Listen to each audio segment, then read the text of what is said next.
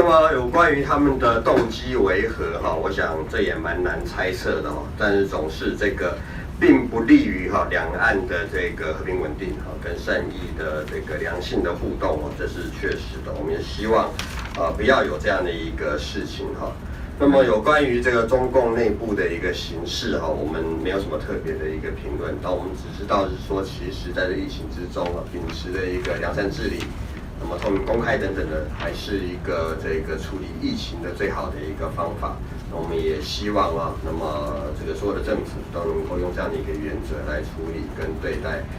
这样的一个疫情。我们自己台湾的一个经验告诉我们我们只有透明公开，那么才是防治疫情继续的扩散最好的一个方式。那么我们也希望其他的这个国家也能够用这样的一个原则来处理。首先，我想我们几乎每个礼拜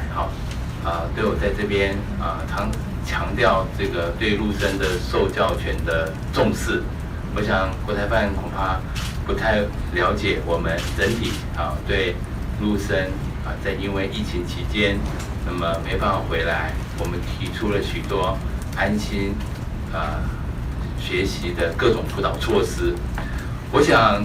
由于疫情仍然非常的严峻，为避免人员移动这个疫情扩散传播疫情的风险，对于陆生各项的管理措施呢，是以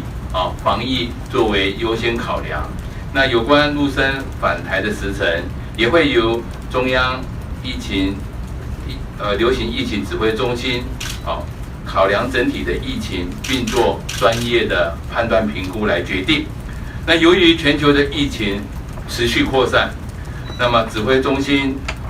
在19号也开始限制所有非本国籍的人士入境。那么政府非常关心这个受到疫情影响无法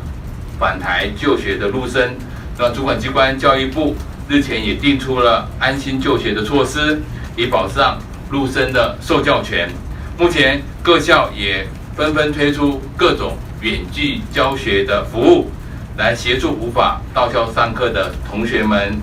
能够继续学习。那么各个学校也提出了形形色色的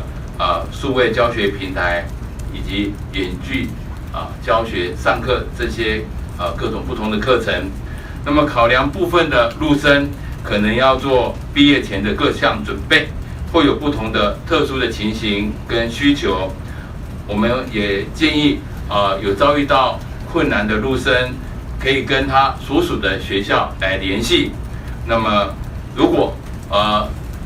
也可以向陆委会跟海基会来反映，我们一定会协同教育部以及各个学校，尽力来协助